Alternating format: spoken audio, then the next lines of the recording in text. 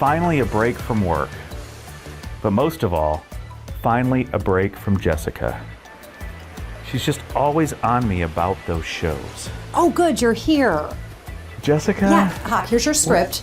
I just need you to record an introduction to our holiday encore presentations. This is unbelievable. I'm on vacation. Hawk, we do this every year. Nothing's changed. Just get up, look right here, and read it. Please enjoy this holiday. Wait, hold on. Hold these. Hold this. This. Please enjoy. Wait. Okay, go ahead. Please enjoy this holiday encore presentation of the morning medical update. It's good. Are we done? We are, yeah. Can I get back to the beach in the sun and Please do. reading? Yeah, get some sun, you need it. Wait, wear your sunscreen.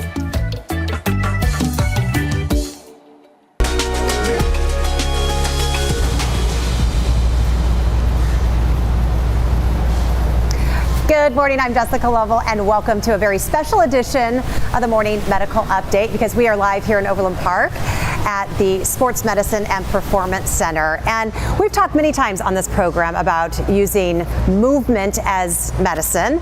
We've talked about it, but today we're going to show you. And we're going to show you in a way that doesn't require any equipment. It doesn't require any weights. We're going to try to make it as easy as possible where you can do it anywhere at any time. And for that, we've brought in our experts. Today we have Kelsey Inget and we have Roger Allen. So good morning to both of you. Good morning. Good to see you both. Okay. So we have our fitness experts, and now we have our infectious disease expert, pseudo-fitness expert, Dr. Hawkinson. No secret if you watch our program that, well, you know, this guy's into working out. Viewers often see him jogging around town, right? You're at the gym all the time. Yeah. Early today as well. Early today. So Yep. tell me you haven't done any physical exercise today, because we're going to put you through the ringer. Right, I did not wake up at 5 to do any exercise. Okay. So I've been just waiting for this. You've been waiting. Yes. Okay. Do you use body weight exercise sometimes? I know you go to the gym and you hit the weights, but like when you're out and, you know, maybe you're out of town or you're at home, do you do that just to stay mobile and, you know, flexible? I do on rest days for stretching, but also on my runs. Sometimes we'll do push-ups, sit-ups, other isolated leg or arm exercises as well. Are you glad that I volunteered you to do this today? Yeah, this will be good. Okay, And good. it's nice out, so that's even better. Perfect. I'll be here to cheer you on. Make sure you're doing it right. Roger, you know, we talk about using our body weight as exercise. What does that really mean, and what's the true benefit of that? So we need our body to move, and so therefore using your body weight and doing body weight exercises improves your muscle mass when it comes to your muscle functionality through all planes of movement. And over time, you're going to actually see some gains. Now, you're not going to get huge off of it, but when it comes to being able to move through this world properly, you're going to actually feel it more than see it, and then eventually start to see those results. Well, and again, you don't have to hop in the car and come to the gym, except you two, you come here for work. So you make it really easy on yourself. But the idea that you can do it anytime, anywhere, that's kind of key, right, Kelsey? For sure, it just takes out one of the barriers that a lot of people have is, like you said, like, man, I don't have time to get in my car, get to the gym. If you got kids, if you got things going on at home, you can just do it in your living room. I have no idea. Barriers. Gee, I never have make any excuses. So No one. It's tough. It's tough. Okay, so Roger, we're going to hook up with you outside here in just a moment, and we're going to let Kelsey, you're going to take over and talk about some exercises that Hawk can do. We're going to kind of start out at a low intensity and then kick it up a little bit. So let's talk about the movements that you've chosen. We have a list that we're going to show people, but why should people keep this particular list top of mind? So this was just kind of a total body workout. So again, if you're just getting started, you're going to hit all your muscle groups in this workout. I like to go from upper body, lower body, core, just because that changes the oxygen demand of where your muscles are working. So you are going to get a better calorie burn as well, without having to do cardio. So this is a great place to start 2 to 3 times a week doing a total body workout. All right, let's do it. I'm ready. All right, I'll let you two take it away. Okay, so we're going to start very basic. It's going to be very easy for you, but we're going to start here at this chair. So instead of a squat movement when you're just getting started, sometimes the easiest things to do is a sit to stand. So you can do that from your couch, you can do that from a kitchen chair, you can do that from wherever you have at home. Okay. But biggest thing is you're not going to use your hands. So as you just hands across your chest, you're going to squat down, tap your butt, stand back up. Yep. So we're going to do about 10 reps of this today, just talking about form. So we always want to make sure knees stay behind toes, body's lined up, You don't want to sit heavy in the chair. The goal is to control your movement, touching the chair, standing back up, not plopping down, and again, not using your hands to push off your legs as you come up. So, perfect form. You're doing great there. Okay, excellent. So that was our lower body. Now we're going to go to upper body. So we're going to start with the wall push-up. Okay. So I know you said you do push-ups. You look like you've done a few push-ups probably in your life here, but the easiest way to start with the push-up, because it is a challenging exercise, is to go up against a wall. So again, here, biggest thing is as you're going down into a push-up, we want to create almost a 90-degree angle right here in this position. So 90-degree angle, that's how wide your hand should be. Yep, just making sure that the body stays nice and tight through the core, not letting the hips kind of sag into the wall. Controlled movement, just like you're doing, not too fast, not too slow. Kelsey, why is it so important to make sure that you're really taking the time to set up the movement properly? Not just jump in and start moving, but do it right. Yeah, for sure, because small little changes in how your position is going to change what muscle groups work. It's going to change what load you put on your joints. And so you do want to be in the proper form so that you're working proper muscles and not hurting any joints. All right, let's work a six-pack. You really need some help on that, so if you could really work that hard. All right, so we're going to lay down on the floor. We're just going to start out with a basic crunch. So in the crunch position, always want to just make sure to tilt your pelvis so that your back is kind of pressed tight into the floor. There we go. Hands are going to go behind your head. Again, they can go across the chest if that's more comfortable for you, but for a crunch, the biggest thing is you're just going to try to clear up to where the bottom of your shoulder blades are. So just kind of up and down, right to where the shoulder blades come off the floor, keeping that tension through that lower abdomen to keep your low back pressed against the mat. So do you feel it? Do you feel the burn, Hawk? Or Yeah, you can feel it in your upper abs and your middle abs on the crunch here. So for sure.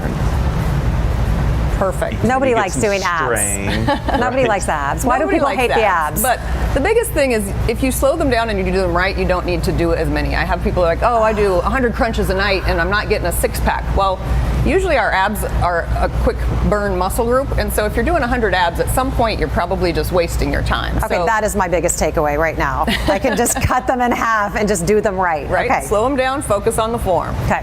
Yep, perfect. All right, so lower body, upper body, abs. Now what? Yep, now we're gonna go into our round two. So that's gonna be a split lunge. So for the split lunge, again, you just kind of want to take a big stride out, and then you're gonna just up and down into your lunge form. Now this does challenge balance. So if you are just starting out, you can put your hand against a wall or against a chair if you need to, if you feel unstable in this movement. Same with range of motion. Doc Hawk has a good full range of motion knee to the ground there, but when you're just starting out, if this is bothering your knees or if you feel any tension, you do not have to go into that full deep range of motion. So here again, same thing as squats. We want to make sure that that knee doesn't jut out too far forward. Good, creating that nice, your body weight should be going straight down, so not forward into that front leg, but straight down into that. And the added benefit of practicing the balance, because that's tough. I usually have to use something. For sure. I like to little incorporate wobbly. any little bit of balance into everybody's routine, because it, just like anything else, it does get weaker as we get older, and if you don't practice it, it goes away. So. Yep. Okay, next we're going to do dips. So we're going to use our chair here for some tricep dips. So, yep, hands will go here. Yep. Perfect. So just like he did here, again, easiest position is to keep your legs bent at a 90-degree angle, because then you can take a little bit of your weight into your legs and it's not just in your arms. Good form here. He's keeping his shoulders relaxed, just pushing out of this tricep muscle in the back of the arm. Yep.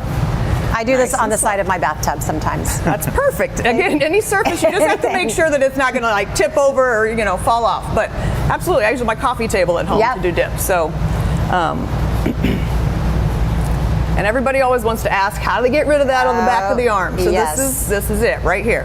Now can you extend your legs too? Yep. So then again, to make that exercise harder, that's exactly what you would do, is you would progressionally walk your legs out.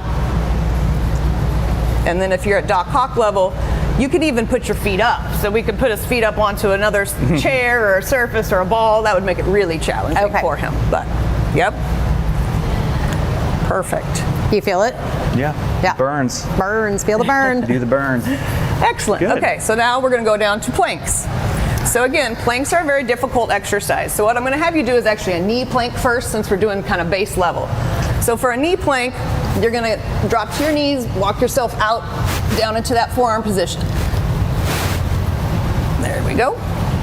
And then biggest thing here is to take your hips with you. So a lot of times in clients, what I see as they go down is that their hips stay back and up.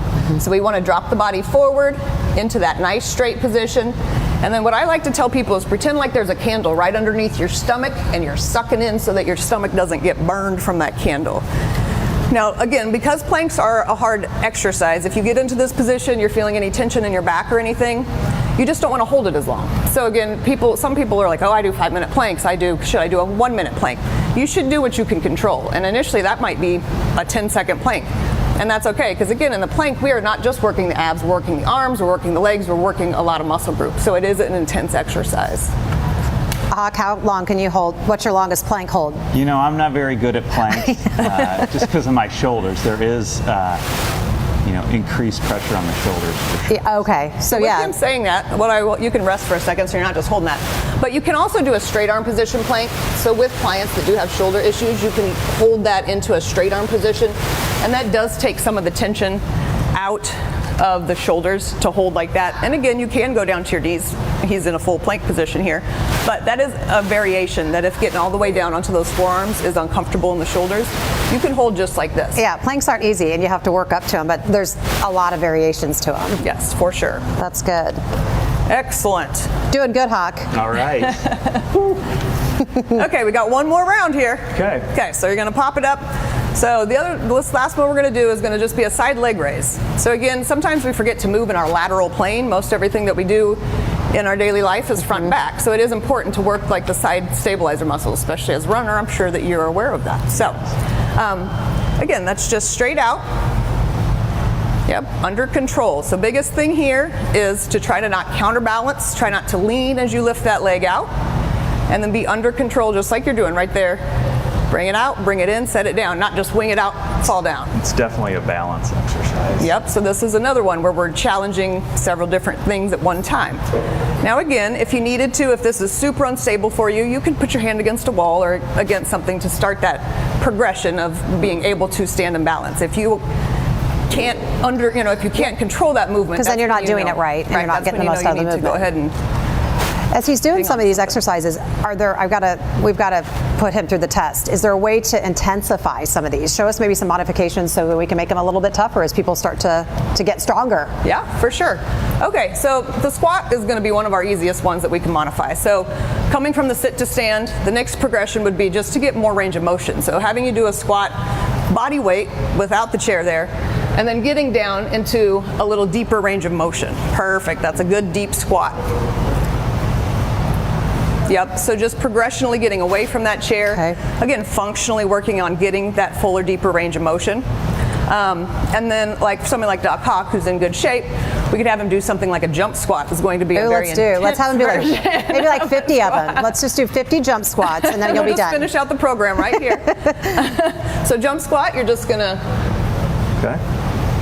pop it up, pop it down. Yep. And any advice for people with bad knees on that? Is it just don't do them at all, or just really watch the way you're landing? So it is a lot about the landing. You want to land softly. You can change the intensity of your jump. So if you're just starting to jump, it can be a smaller jump. You can just barely leave the ground. So like everything in exercise, it's progressional. So. And then I guess the second one we would progress just so you can show off your form is going to be the push-up. Okay. So we did our wall push-up first. The second progression would be to come down to the floor and then do a knee push-up. So similar position to the plank, what we just did is to leave your knees, knees on the ground. There you go, go ahead and extend, because what we want to do is drop those hips just like we did into the plank. There you go. And now you're going to go ahead and rep out those push-ups. So this would be progression 2 from the wall. And then progression 3 would be something like a full push-up. So go ahead and come all the way into a full push-up. I always do them on the knees, and I feel like I really get a good workout with them on the knees. For sure. So I'm not going to progress to this time, but it's tough. The is push-up tough. is a tough move. It is. And how far apart are we keeping our arms? So still the same as the wall, you want to come down to about that 90-degree angle. So when you're in that position right there, we should have about a 90-degree angle. Yep. Now this is for a basic push-up. Again, there's a lot of different types of push-ups. You can do a tricep push-up where your elbows are enclosed. You can modify this a lot, but this is going to be kind of your basic push-up. So there you go. Show it off. Show it off. Excellent. Perfect. All right, how do you feel? Good. Okay, you need some water? You need anything? Coffee. Always You need your coffee? Okay, we'll get you coffee and Don't water. do that when you're exercising, right? How often do you work out a week? Do you mix it up? You go to the gym, you run, just when you can? I know you're busy, but... Yeah, when I'm able to. The gym in the morning for weights and usually some cardio in the afternoon. All right. So something that we did not do because of time, we didn't do a warm-up. But how important is that to make sure that you're optimizing your workout to get that warm-up in? And how long do you have to do it? Is it about what you're doing, or how long you're doing it, your heart rate getting up? What is it? The benefit of the body weight exercises is because you are not providing a high load to the body, it kind of is a warm-up in and of itself. So if you don't have time to do a 5-minute warm-up of, stretching or active stretching to warm up, just start slower. So you could start with a less intense squat. So maybe you don't go as low with the squat, but by round 2, now you're really getting into it, going deep. Maybe by round 3, you're doing jump squats. So with body weight exercise, it's less important to have that full warm-up because we're not impacting the joints. But overall warm-ups, is it about getting your heart rate up and warming up your muscles, stretching? Is it all of it? All of it. So the biggest thing, again, in strength training type exercises is when you're warming up your soft tissues to prepare to take a load of whatever movement you're doing. So it is very important. Are you warmed up? Yeah, and I will say I do prefer the spring to fall months, just so you can be outside doing those things. It's actually enjoyable to be out and running. I know, I always see those people out running in 100 degrees. I'm like, why are you doing that? You don't have to run, you know that, right? No one's making you do that. No one's making you do that. Okay, so we're gonna go outside. That actually was your warm-up, so I hope you're not out of breath. Okay, I'm ready. So when they said that Roger is gonna have you do a hill, I was looking out here and I see this hill and I'm like, oh yeah, that's a good hill. I could really get a good workout here. But I was wrong. So this is not the hill. This is not the hill, my friend. Okay. This is not the hill.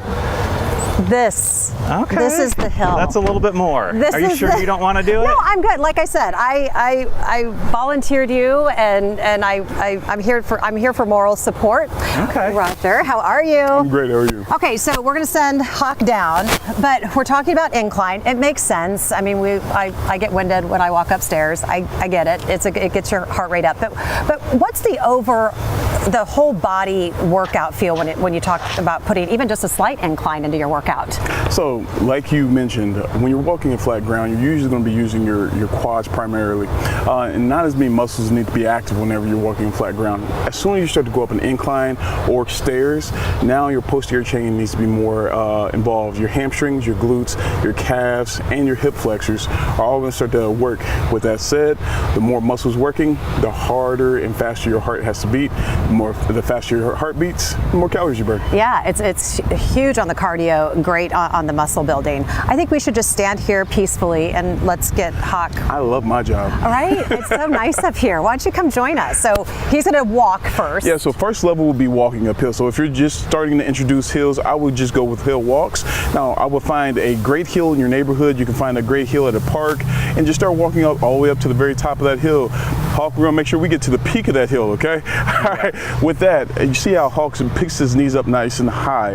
That's what you really wanna focus on. And then, most importantly, I would always walk back down. That's gonna be safer on the joints. And it's overall better. You don't wanna tumble downhill either. No. All right, then over time, if you wanna progress it, instead of running down the hill, I would always start to speed up, all right? Okay, so when I'm on this, like the Stairmaster at the gym, it feels very different. Like I can do that for a while, for like 10 minutes.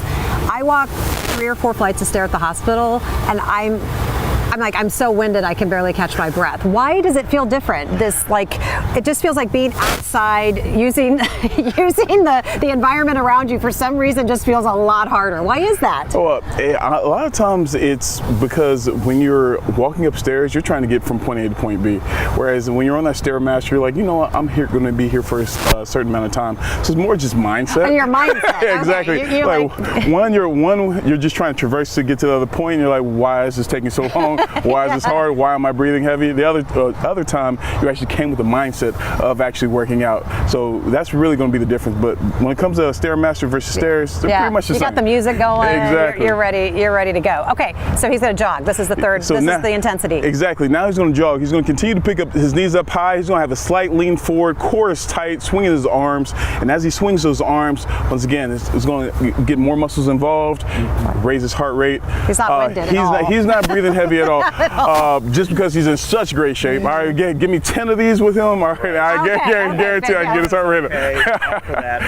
Okay. All right, and the last one is you're going to walk down. The last one's going to be the sprint. So, like I said, once you're walking up the hill, that's step one. Once those start to become pretty easy for you, you're not feeling a burn. It's taking longer to get you winded, which is what we want. We want the body to start to adapt to the stress you're putting it under. Then, to continue to see those results, you're going to have to progress to jogging. All right. Once those become easy, then we progress to sprints. The sprint. Okay, I'm envisioning, remember like Rocky IV when he's like running up the hill before he's going to go fight the Russian? Oh yeah, we need like that using soundtrack. this true, you know what I mean? Yeah. That's why I always said that he made it so much harder by using all the outdoor elements. Once you get to the top, I need you to bounce with your arms in the air. Okay? Do it. Do it. Yeah, full sprint. There you go. That's it. Knees up high, pushing harder. Yes. Exactly. You made it. I love it. I love it. Can I barrel roll back? If you like. That's the best part. That's great. So how do you feel though? I mean, is that something like if you did 10 of those, you're done? Yeah, it's good as you can increase your speed. You're definitely working more muscles, just like he said. And you will get winded and feel winded by the time you get done. I do. See, you hear the spacing in his voice? Thank God. I wanted him to feel like we were being hard on him in some way this morning. So, okay, so we're gonna go back inside. We didn't do a warm up, but Kelsey was explaining how kind of using that body weight is the warm up in of itself. But let's talk about the cool down. Like, why is that so important as far as like optimizing? You do all this big workout and you want to make sure that your muscles are really feeling it and you're getting the most out of it. So a lot of people talk about the research when it comes to the mind, when it comes to exercise. And what happens is once you start to raise your heart rate and you get your central nervous system really fired up for exercise, when you go into your cool down and your stretch, that's when your parasympathetic nervous system kicks in and is starting to calm you down and say, okay, we're not getting attacked. We're not fighting for our lives with a lion. Right. Let's calm down. And so what happens is your brain starts to release endorphins, and those endorphins calm your body down, calms your mind down. And it's just the same as any other, some of the medications we take in order to get yourself to calm down. But it's going to be a natural and healthy way to do that. I like it, bringing the mind into the workout as well. So let's say that he had done 10 of each of those and he's trying to cool it down. What should he do? So what I always recommend is getting your hamstrings, because hamstrings are one of the muscles most people pull the most, okay? And so the first thing you're going to do is keep your feet fairly close together, arms are going to be relaxed, and you're going to just reach for your toes. And I don't say touch your toes because it all depends on your flexibility, right? So if you can easily touch your toes, go for it. But at the end of the day, all you gotta do is push your hips back, hinge, keep a soft bend in your knee, don't lock them out, soft bend your knee, and then reach as far as you can. Now, the most important thing is to hold that stretch for about 30 seconds, and that's gonna allow your muscles time to start to relax and lengthen. And usually by that 20-second mark, that's when it's gonna be less painful and a little bit more relaxed in that position. Go ahead and stand up. Next one I would recommend is stretching your groin. So your groin is going to be the inner thigh muscles. So one of the best and easiest ways to do that is to take a super wide stance, as wide as you can go, and then place your hands on the ground. Once you place your hands on the ground, you can probably scoot those feet out just a little bit further. I would just go to whatever range of motion you feel most comfortable with. As soon as you feel the stretch in those in the groin muscles, hold that position. You don't have to continue to go further and further and further. And like I said, the longer you're in that stretch, the muscles are going to start to relax, and that's how you know you're actually lengthening the muscle fibers. Next, I'm gonna have you go ahead and take a seat and lie on your side. You want to look like you are posing for the swimsuit model, you know what I mean? Exactly. Go ahead and rest your hand on your head. Okay, now this I love. Right. I gotta Yeah, get a great picture of stretch, this. great stretch. This is the best part of the show right here. So what you're going to do is on the top leg, you're going to reach and grab your hands going to grab that ankle. You're going to pull your heel up to your glutes. Here we're stretching your quad. Okay, so usually you're going to start with your body being in a straight line. You might need to kick this foot forward just for a counterbalance so you don't lose your balance. And we want to feel a stretch right here in the front of our thigh. Now, super flexible people might not feel a stretch right here. So this is when you start to kick that foot further back past behind the shoulders. And at some point you're going to feel a stretch from your hip flexor all the way to your knee. You feel a stretch? Yeah. Beautiful. So you'll do that both sides. Next, I'm going to have you lay on your back. Bend both knees just like you are. Now you're going to cross one foot over the other, doesn't matter which. Perfect, yep. From here, this is a figure 4 stretch. Now, if you have super flexible hips, you're not gonna feel a stretch here. If you don't have super flexible hips, like myself, you might start to feel a stretch here. If you want to intensify the stretch, all you have to do is put your hand on your knee and push your knee away from your body. And sometimes that will activate that, put a little pressure on that glute, and then you'll start to feel a stretch in your gluteus maximus. If you don't feel a stretch, you're gonna reach, take this hand, reach between your legs and grab that knee, the front of that knee, and then you're gonna pull it all the way up to your chest. And as we can see, his face just changed. That's how we know the stretch was activated. All right, you're gonna feel a stretch from the glute and probably even into the top of the hamstring, correct? Yes, correct. Absolutely. Good. Okay, now just stay there for Now like you're 30 giving all minutes. the tells. Exactly. Your face is always gonna tell. So All right, and you can relax. while you're finishing that up, we have a question from Marsha, one of our viewers, and Kelsey, come back in and join us, just about what are some of the biggest mistakes you see people make that are beginners, they're trying to they want to start getting active. Is there anything that what are some do's and don'ts? I would say one of the biggest thing is don't rush it. So slower is always better than fast when you're starting an exercise program, meaning just go through your repetitions slow.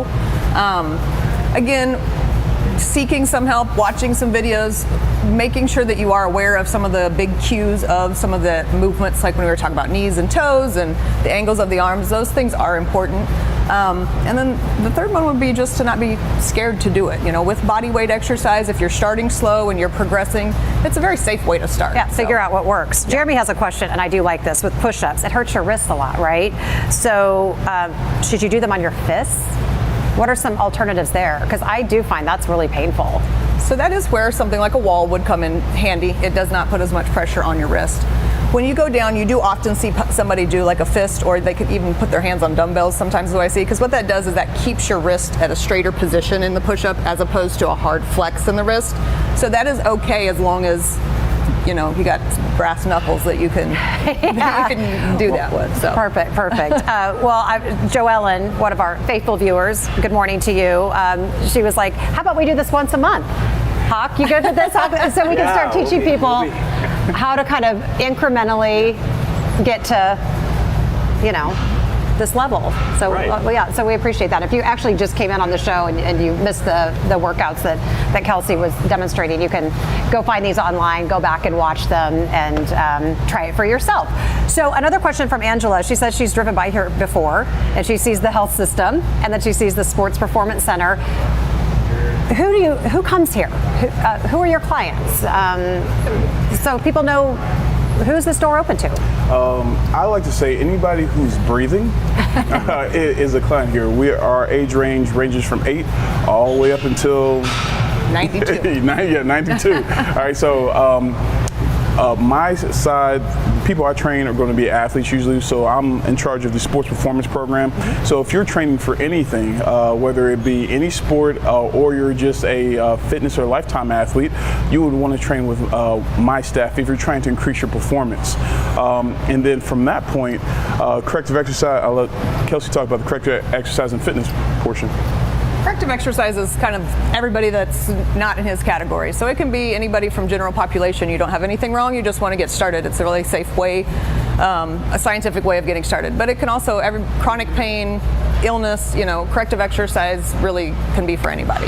Well, and don't be intimidated to come here, because yesterday I was in here and we walked in and there was like a group of like 5, 6 guys in their 70s, and they were doing some really great stretches, and they were doing it together as a team. And then you just go right down here, and there's like 16, 17-year-old kids, and out here on the turf, practicing football moves. So I like that it was just this intertwining of different age groups, everyone coming here for whatever it is they needed. So, Kelsey, I found my takeaway today. What was it about we were doing that exercise earlier? Crunches. The crunches. Less You don't crunches. need to do 100. You just need to do like 20 really good ones. Okay, yes. That's what I'm doing. What else do you want people to take away from our episode today? The biggest thing is just to not make excuses. Again, some people think it's not going to be enough if I do 10 minutes at home. It really is. It's really a good place to start. You can start to tone your muscle. You start to feel better in your movement. So just get started.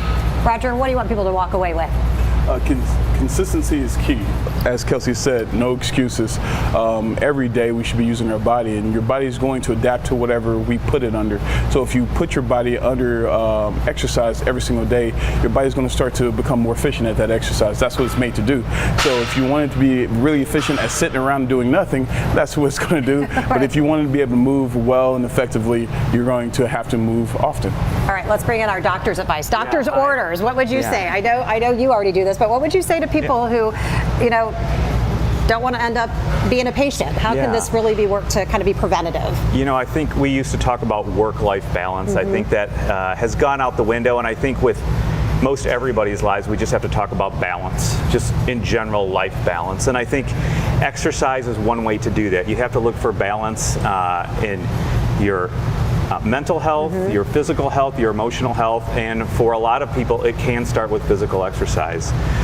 Whether it's weight work, whether it's walking or running outside or doing sprints, or whether it's doing those exercises in their home, those are good starts to help get to that balance, both physically, emotionally, mentally. I know for me, just being outside and walking is more mental health and emotional health than exercise. Yeah, you've always said that. Just the fresh air, the sunshine, and just a good brisk walk. Absolutely. Will do wonders. So thanks for standing in for me Thank today. you. Guys, thank you. And I would say for anybody aspiring young athletes or older people who want to just maintain their physical and mental health, this is a great place. We have great resources right here to help train and get the proper technique so that you can do it in a healthy manner as well. You would know. Thanks for the plug, Hawk. Thank you. Good to see you. All right. Thank you all for being with us today. Have a great weekend.